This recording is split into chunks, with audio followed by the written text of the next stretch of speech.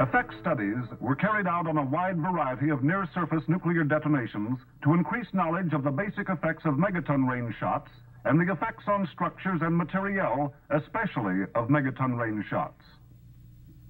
To extend the knowledge of basic effects of nuclear detonations, 3 programs were instituted on Operation Hardtack: underground studies of acceleration, displacement, pressures, and shock spectra; radiation studies of neutron flux and fallout from megaton devices; electromagnetic studies of pulses from nuclear detonations and ionospheric effects of surface detonations.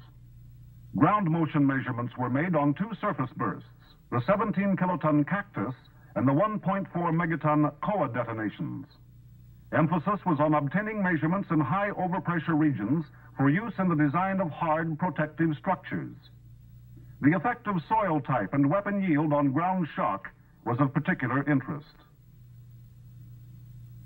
Participation in Cactus supplied low-yield coral soil data for comparison with results obtained in Nevada soil from shots of similar yield. Koa provided high-yield data for comparison with the low-yield Cactus data obtained in similar soil.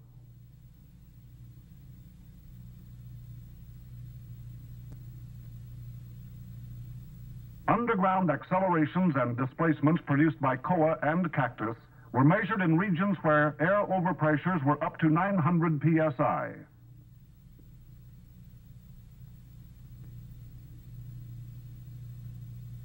Koa measurements, in particular, were at 3 ranges from 2,000 feet to 4,000 feet from ground zero and at depths down to 100 feet.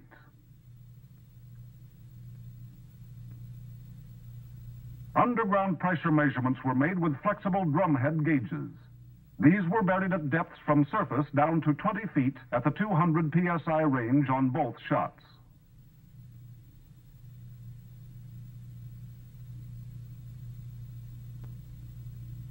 Canisters with vibrating reed-type gauges were installed with their tops flush to the ground surface and inside flexible arch structures at overpressure ranges from 75 to 200 psi.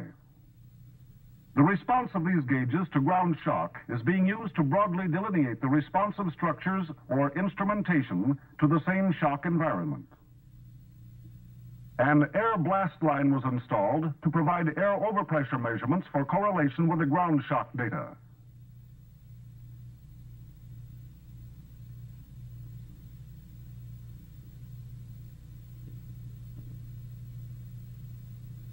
To complete the specification of the ground shock environment, crater measurements on both shots were taken by lead line and photographic techniques.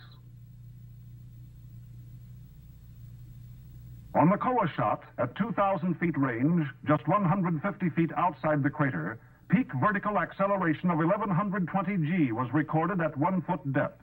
Peaks decreased rapidly with depth to 68 G at 10 feet, and then slowly to 8.4 G at 100 foot depth.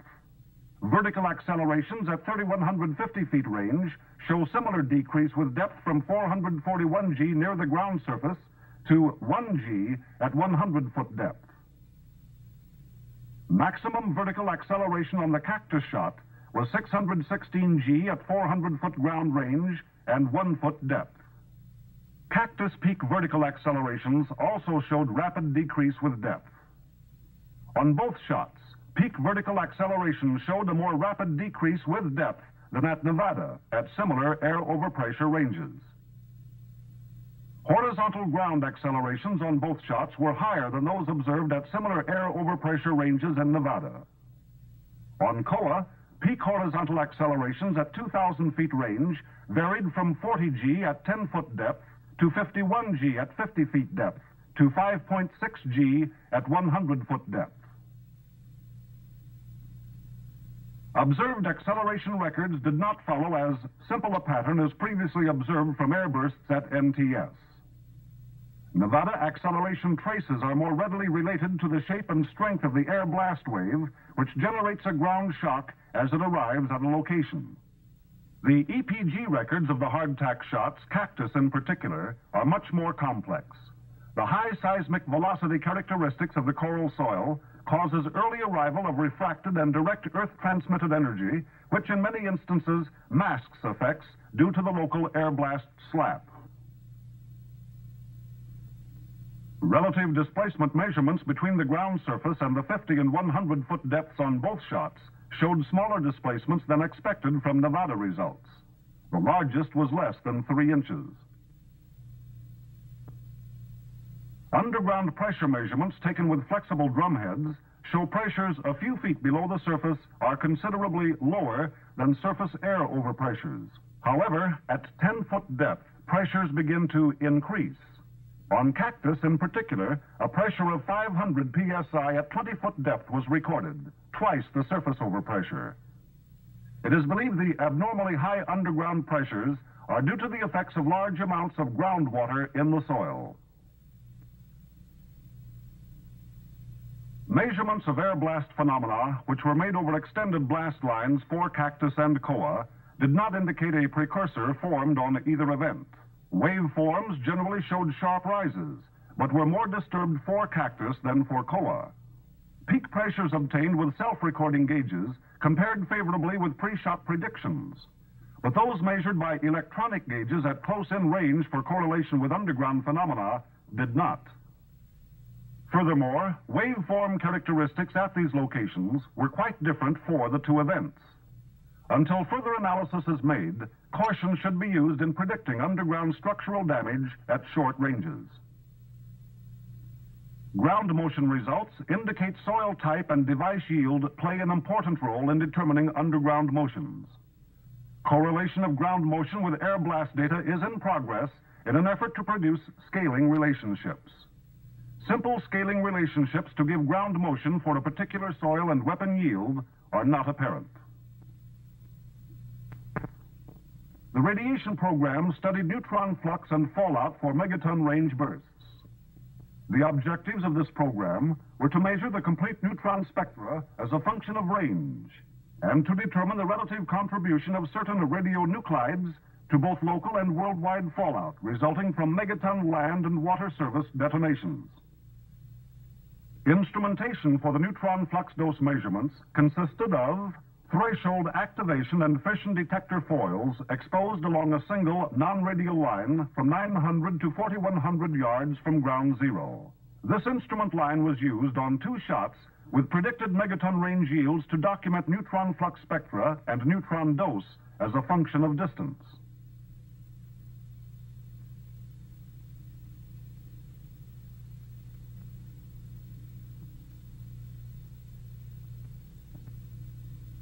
Although only limited data resulted, because the radiological situation prevented early recovery of the detectors, successful measurement of neutron flux and spectra were made for a number of ranges. The measured neutron doses were found to be lower by a factor of 2 than the TM23-200 predictions. In the study of radioactive fallout, 2 methods of sample collection were programmed. First, early cloud sampling by rockets.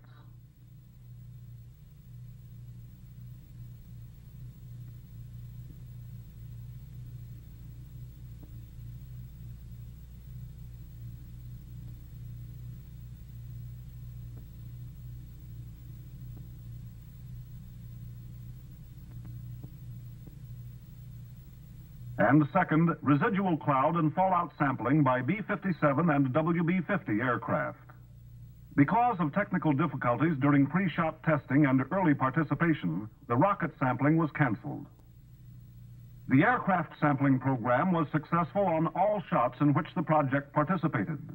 The B-57s collected gas and particulate samples from the residual cloud, while the WB-50s obtained downwind fallout samples at an altitude of 1,000 feet for various times following the detonation. Samples obtained from this program are presently undergoing detailed analysis and study in various laboratories, and any conclusions must await the completion of this work.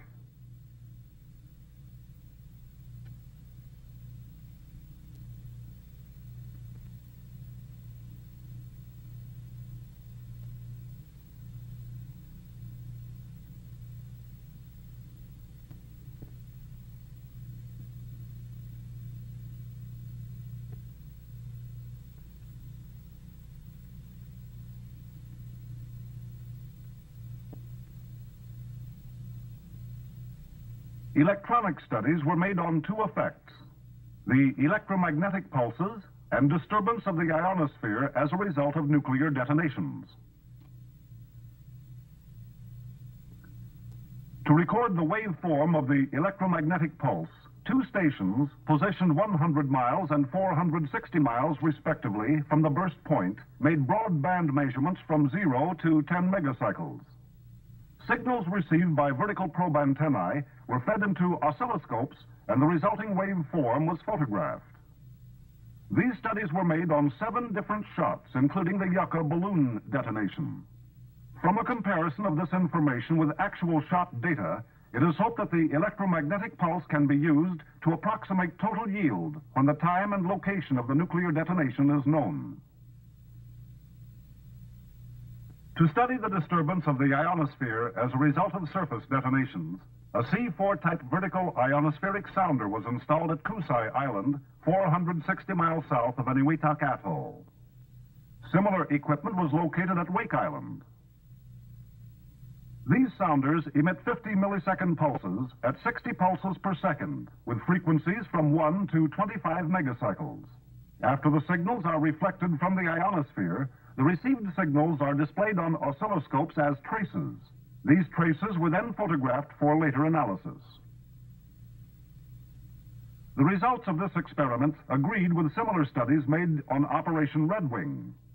The energy responsible for the first ionospheric disturbance travels at about 12.5 miles per minute. The energy responsible for a second disturbance travels at about 8 miles per minute. In addition to the basic effects program, other experimentation was conducted on material reactions to nuclear detonations. These studies were concerned with aircraft structural tests, underground structures,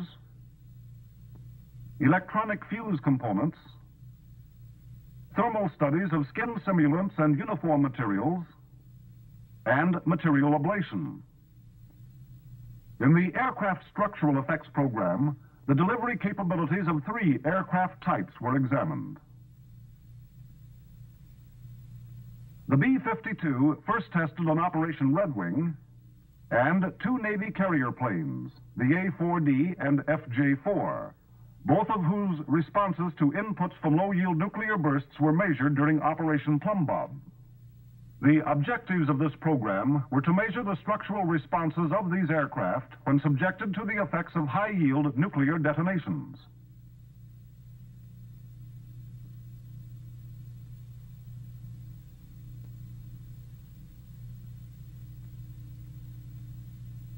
The particular response data sought on the B-52 were side loads imposed by the effects from nuclear explosions in order to determine the aircraft's capability for multiple delivery strikes, where blast and thermal loads could be received at any angle from weapons delivered by other aircraft.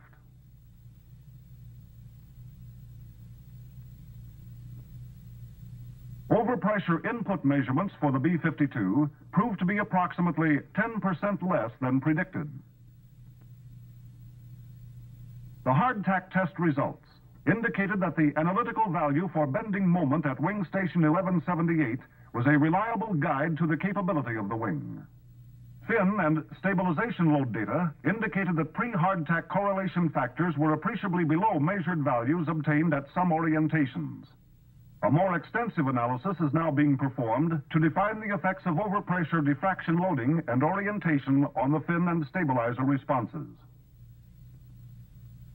There was no evidence of damage from thermal energy or blast effects as a result of participations in the side-loading program. To aid in structural analysis of the A-4D and FJ-4, a method was employed for measuring transient input conditions on the wing as it was engulfed by the shock wave. This procedure utilized data obtained from several series of chordwise pressure pickups. Correlation data were obtained to examine the diffractional pulse and confirm the structural analysis by progressing from the shock waves measured overpressure input to measured aerodynamic reaction resulting from this overpressure, and hence to measured dynamic response of the structure. Using a conservative factor of 10%, the calculated input overpressures gave good correlation with the measured results. Satisfactory wing chordwise pressure distribution data were obtained.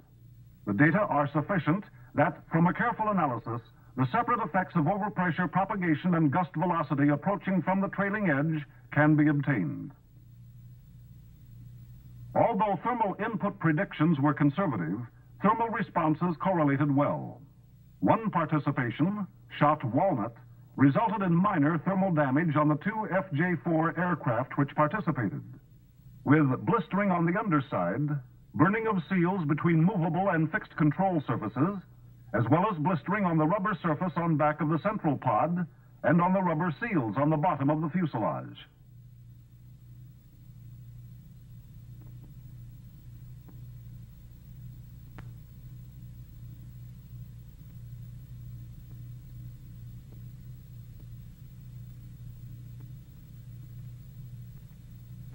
The underground structure study was made in conjunction with the ground motion studies previously shown. This program was carried out on Hardtack in order to provide input data for designers of hard protective structures. Previous studies have been confined to low yields and Nevada soils. These structures, prefabricated corrugated steel flexible arch structures, were the targets for design studies on underground structural response to air blast and ground shock, the next step beyond the Priscilla findings of Operation Plumb Bob. Positioned in non-drag sensitive earthwork configurations of coral sand, they actually simulated balanced cut and fill buried structures. Inside the structures, floor slab accelerations, arch deflections, and internal pressures were measured. 3 of the arch shells were tested in the 80 to 180 psi peak overpressure region from COA's 1.4 megaton surface detonation, a long-duration loading test. Another was placed in the 90 psi peak overpressure region from the Cactus 17 kiloton burst to permit correlation of the effects of short-duration blast loading in a similar configuration. The Cactus-tested structure, shown here, a 25-foot span by 48 feet, arch structure of 10-gauge metal, partially collapsed on the side away from ground zero. The collapse was apparently initiated by bearing failure of the shell plates at a bolted horizontal seam, about 5 feet above floor level on the collapsed side.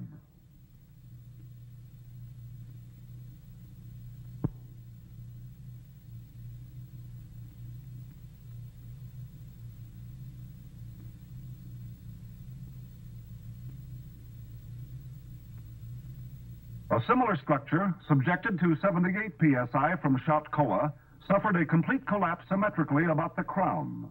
The same effect was observed on a nearby 38-foot span by 40 feet arch structure of 1-gauge metal under 100 psi peak overpressure from COA. At 180 psi, another 25-foot span 10-gauge structure collapsed until the crown touched the floor. High radiation levels on the COA exposed structures delayed complete recovery operations for a number of months. Pending full analysis, it appears that the Plumb Bob design recommendations for this type structure are still valid. To establish design criteria for ICBM and other massive reinforced concrete structures under blast loads, thick reinforced concrete slabs were placed in COA shot's high-pressure regions, 175 to 600 psi, for dynamic behavior study. For this test, 30 slabs with reinforcing in one direction and 15 slabs with reinforcing in 2 directions were cast with spans of 6 feet and varying depths up to 5 feet. The slabs were placed flush with the ground surface to study flexure and shear strength, both with and without shear reinforcement. The results indicate that the resistance of the slabs to high blast pressures, particularly in respect to diagonal tension, was much greater than expected. After the high radiation level died down, the slabs were removed and examined to determine the magnitude and character of the permanent deformations. The data is currently being reduced and analyzed. One vital project expanded the Plumb Bob study of the effects of nuclear radiation on electronic fuse components and materials. The tests were conducted under simulated tactical and storage conditions, in which instrumented corporal missile fuses and allied components were buried in proximity to several bursts of kiloton strength.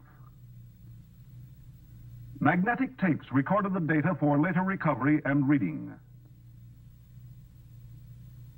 Fuses and numerous types of components were subjected to neutron exposures of from 10 to the 12th to 10 to the 14th neutrons per square centimeter, and gamma dosages of from 10,000 to 100,000 Roentgens. Since this project sought information on such questions as whether a missile during a multiple attack would function properly when a nuclear weapon burst nearby, it is noteworthy that many important changes in the electronic gear under test were observed. For example, some transistor parameters underwent transient changes 84 times their initial value without ensuing permanent damage. Plate currents of vacuum tubes changed up to 120%. Resistors exhibited decreases in resistance of from 10 to greater than 20% for periods of a millisecond. The corporal fuse system exhibited transient disturbances which indicate a high probability of premature firing when exposed to radiation doses as low as 10 to the 12th neutrons per square centimeter and 10,000 Roentgens of gamma. In the thermal radiation study exposing skin simulant specimens, both bare and covered with uniform materials, the objective was to validate laboratory methods of determining the degree of protection afforded by uniform materials under actual long-pulse megaton-type exposures. It was found that the field test results on the higher yield weapons differed in some respects from Naval Material Laboratory's predicted results. These differences indicated the possibility of a discrepancy between the laboratory simulated thermal pulse as well as lower effective radiating temperatures of larger yield weapons. In a study to determine the rate of ablation of materials, metal specimens were mounted on a 100-foot tower within the shot cactus fireball volume. Recording equipment and thermocouples were buried at various depths within the specimens to determine the ablation rate. Another specimen within the fireball volume was designed to measure the velocity of sound from which the temperature within the fireball could be calculated. The method used involved recording equipment and transducers to pick up the pressure pulses from a series of small HE charges set off at sequential times after time zero. Data were obtained and recorded. However, thorough laboratory analyses must be completed before any conclusions can be drawn. The effects programs we have just reviewed were all successful in gathering a vast amount of data, much of which is yet to be analyzed. Ultimately, the extent of knowledge concerning the effects of megaton detonations will be greatly advanced. A brief summary of these programs indicates that soil types and yield are important in determining underground motions. However, simple scaling relationships are not apparent. Concurrent with the ground motion studies, the Underground Structures program tentatively confirmed the design recommendations for corrugated steel structures when extended to megaton range devices. Concrete slabs showed greater resistance to high blast pressures than expected. However, further analysis is required before quantitative results can be determined. The radiation program produced the first successful documentation of integrated neutron flux as a function of range for megaton detonation. Analysis of fallout from megaton devices is still being conducted by the laboratories, and any conclusions must await the completion of this work. In the structural effects studies on the B-52, sufficient data were collected to substantiate a correlation between measured and analytical responses. This will establish a workable and reliable side-load computation procedure. For the A4D and FJ4, sufficient reliable data were obtained for correlation with response data obtained during Operation Plum Bob to permit subsequent defining of the high-yield weapon delivery capabilities of these aircraft. In the study probing the effects on a corporal fuse system exposed in a nuclear environment, it is concluded at this stage of the analysis that the system is electronically affected sufficiently to make its operation highly suspect. In the thermal radiation tests, it was found that a possible discrepancy may exist between Naval Material Laboratory simulated thermal pulse and actual pulses. The data tends to reflect a lower effective radiating temperature for larger yield weapons. As in most of the experiments on hardtack, it is too early in the analysis stage to make definite conclusions. These must await further study of the great volume of data gathered.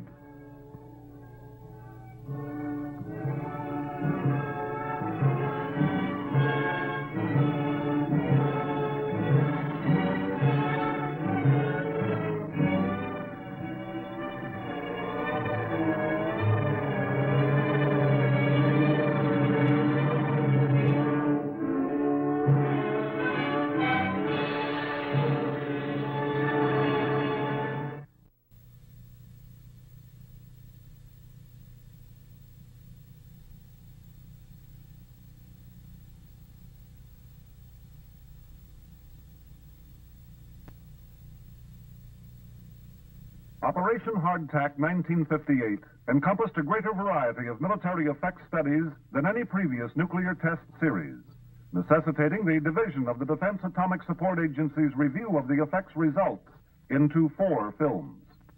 Part 1 covers basic effects, particularly of megaton devices, and effects on material and structures. Part 2 describes the effects results for the 3 high-altitude shots. Part 3 is devoted to the effects results for underwater tests. Part 4 reviews the effects of sub-kiloton detonations.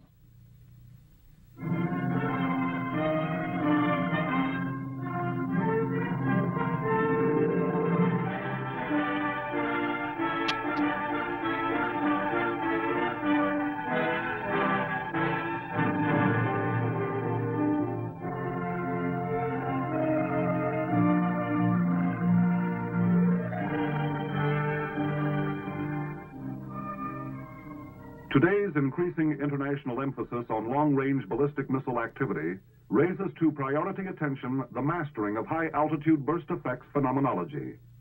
At stake are urgent problems, such as those associated with ICBM defense, as well as the upper air burst effects on radio communications and radar.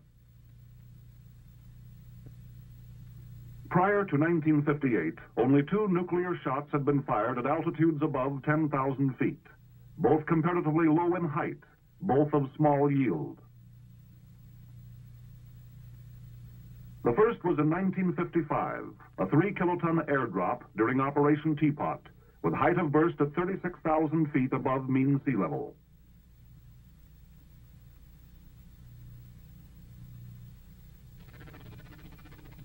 The other occurred in 1957 during Plum Bob.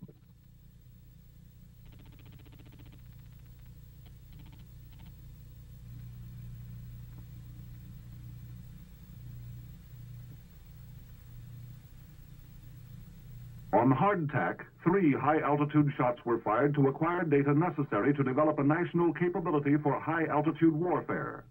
Yucca, a 1.7 kiloton device suspended from a balloon, and Teak and Orange, both 3.8 megaton devices carried by Redstone missiles. All were fired to obtain effects data for the fulfillment of 3 general objectives. First, to find out how extreme altitudes affect the partition of energy in a nuclear detonation, and what is the radial extent of the various phenomena. Second, to determine scaling laws for various effects as a function of altitude and yield. Third, to determine the effects of high-altitude bursts on the ionosphere and on the propagation of radio and radar signals. To gain these objectives, specific effects tests were carried out to provide a basis for a theoretical understanding of the phenomenology of high-altitude bursts.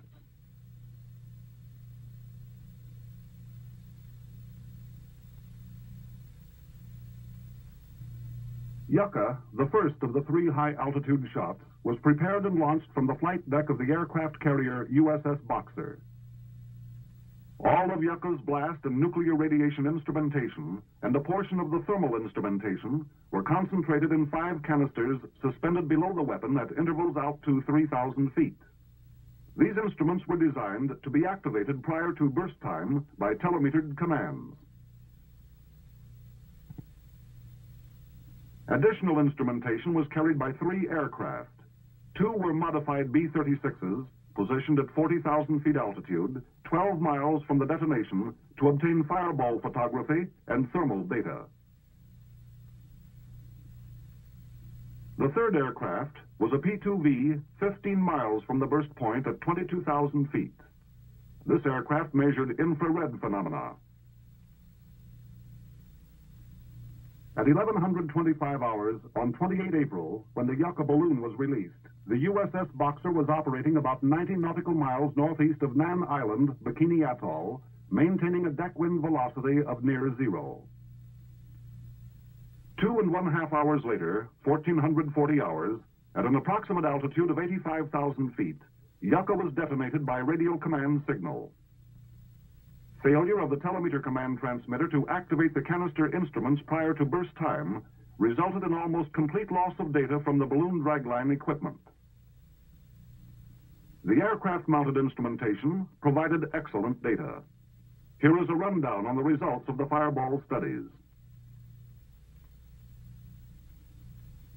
Yucca produced a bright fireball with a center core, which rapidly developed into a toroid similar to the teapot and plumb bob altitude shots. The major part of the thermal pulse lasted about 30 milliseconds, with some perceptible signal for as long as 500 milliseconds. A double maximum was observed in the first part of the pulse, followed by a minimum at 2 milliseconds, then a second maximum at about 13 milliseconds. High-speed spectrograph recordings were made. These showed that during the first 100 microseconds, there were definite discrete absorption spectra in the continuum. Between 100 microseconds and 2 milliseconds, the spectrum was essentially continuous with little or no discrete structure. As the intensity began to rise beyond the minimum, there was a marked appearance of discrete absorption, continuing to just beyond the maximum at 13 milliseconds. After waning, the discrete absorption was replaced by discrete emission lines or bands, which persisted for the remainder of the bomb pulse. As for Yucca results in the infrared tests, instrumentation aboard the P-2V showed no observable infrared emission. The Teak and Orange missile shots were fired from Johnston Island, about 720 nautical miles southwest of Honolulu. Experimental arrays on Johnston for these two shots were essentially identical. Project stations were crammed on Johnson and Sand Islands, supplemented by other stations in Hawaii, in aircraft and on shipboard.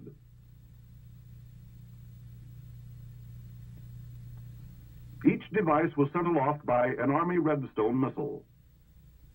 Attached to each missile were 4 pods, released during the acceleration phase of the Redstone. 3 of the pods contained telemeter-equipped instrumentation for the nuclear program. The 4th pod, programmed to be closest to the detonation, was utilized primarily for studying the vulnerability of ICBM structural materials, with particular emphasis on X-ray effects. In addition, neutron flux and energy spectra were investigated by use of neutron activation and fission foils.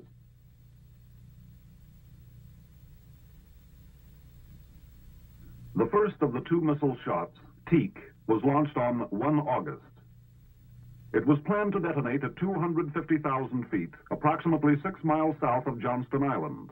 However, due to a programming failure, it burst directly over the island at the desired elevation.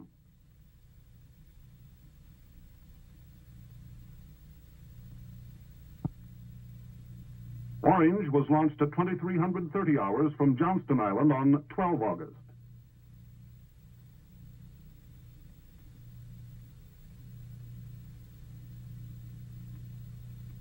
It was detonated at an altitude of 141,000 feet, approximately 26 miles south of the island.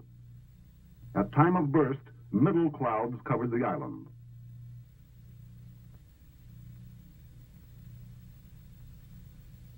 Of the thermal effects studied on both Teak and Orange, emphasis was placed on 3 specific objectives.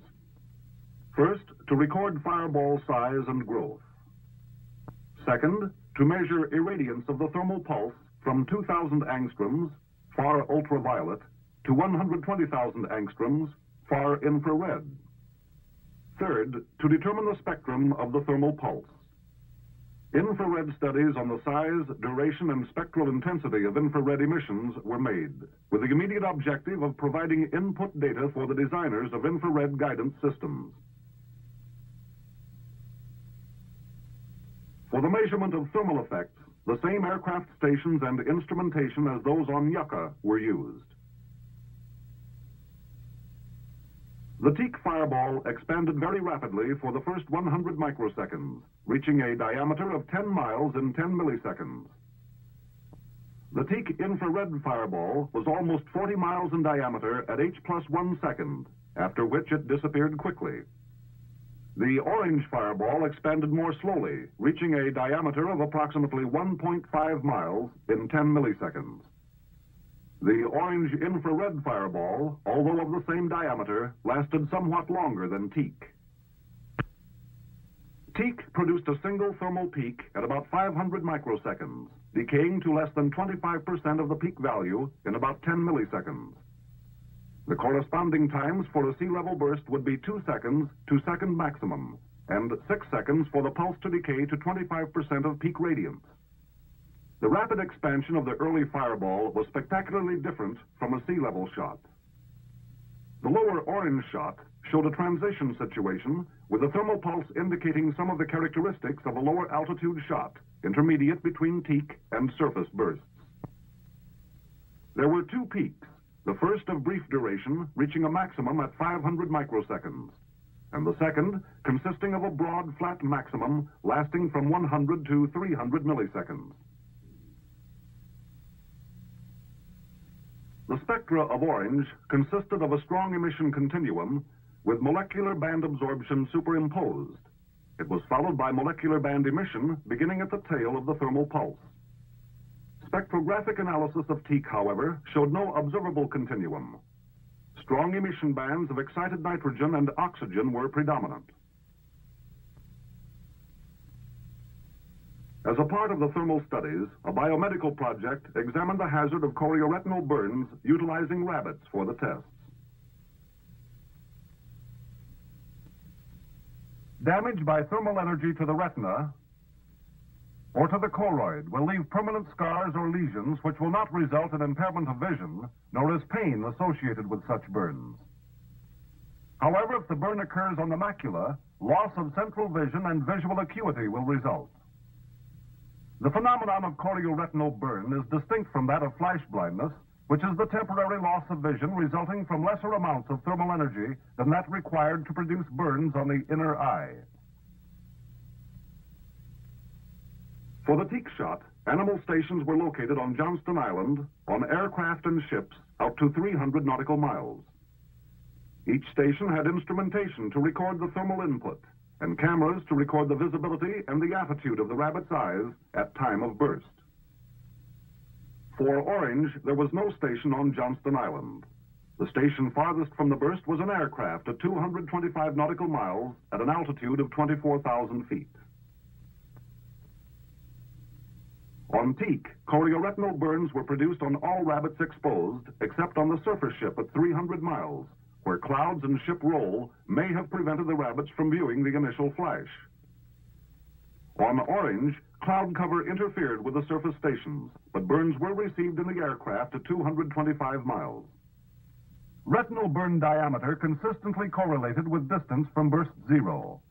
The lesions produced at all exposure stations within 160 nautical miles were of sufficient size and severity to result in permanent retinal damage or severe loss in visual acuity.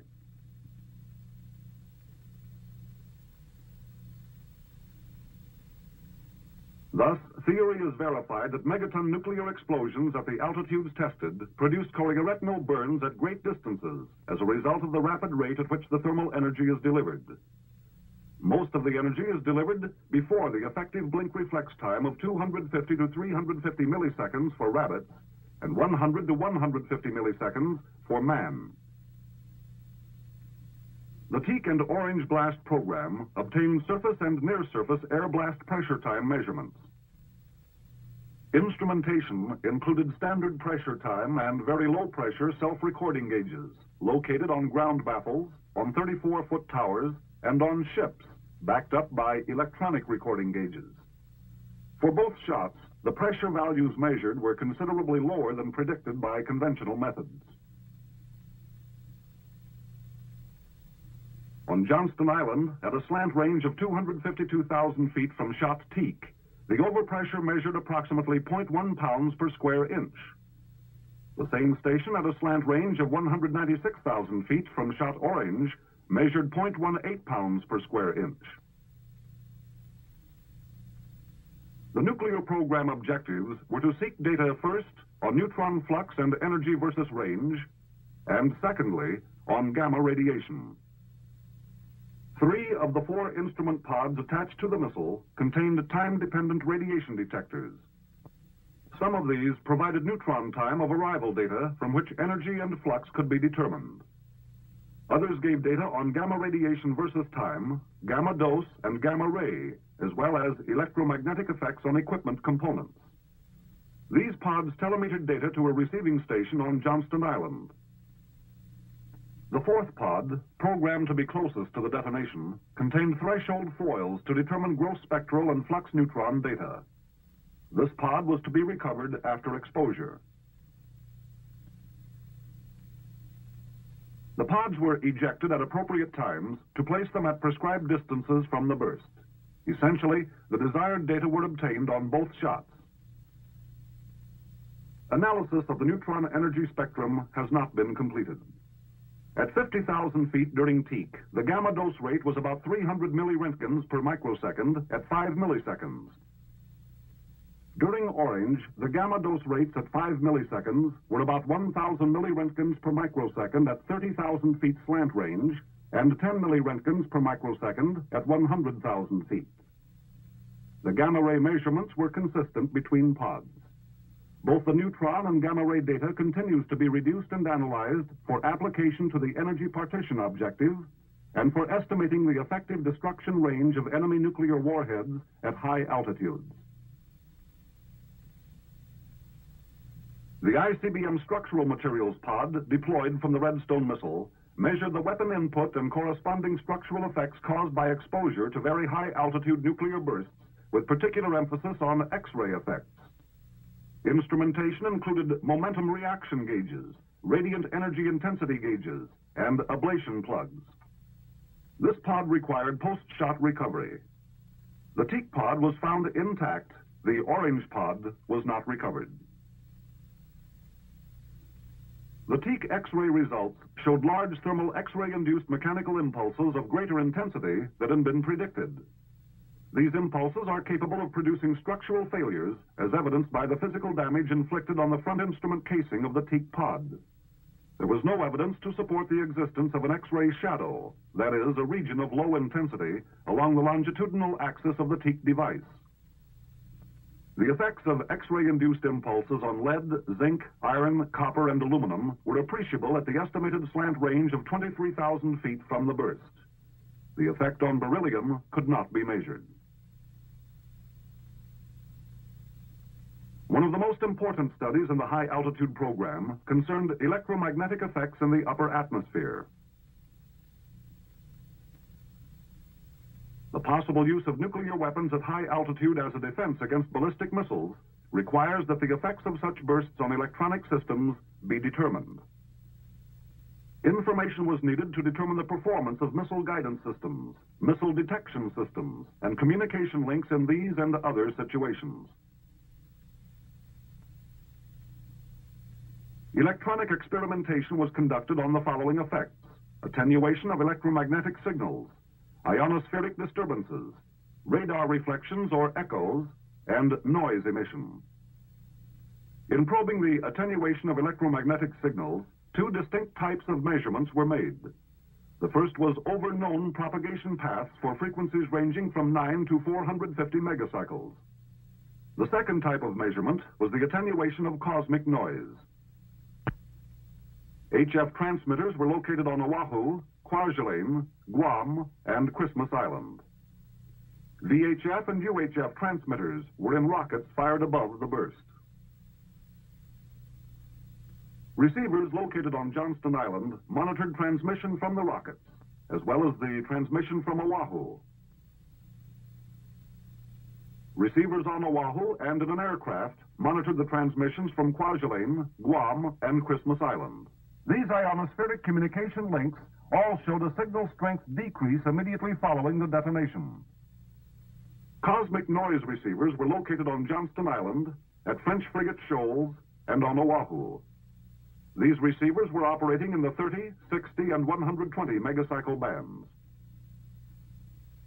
The normal nighttime ionosphere will give echoes from the F layer when probed with pulses in the frequency range of 1 to 25 megacycles.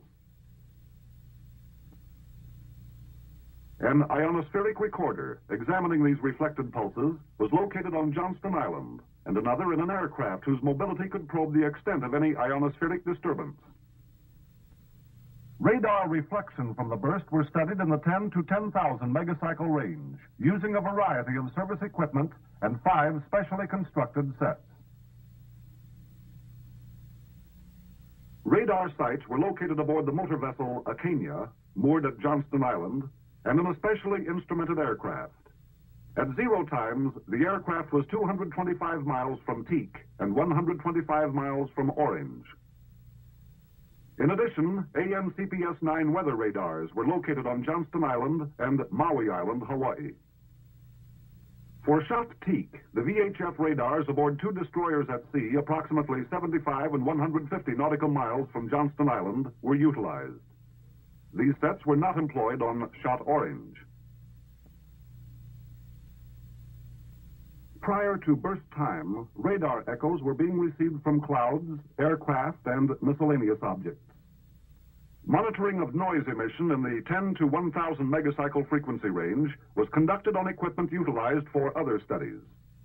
Additional instruments were provided to detect noise at frequencies of 31, 113, 10,000, and 35,000 megacycles. These additional instruments were located at Oahu, Johnston Island, and aboard an aircraft. A brief recapitulation of the findings in line with the general objectives sought from Teak, Orange, and Yucca shows first that high-altitude nuclear detonations are characterized by the rapid development of energy phenomena. The partition of this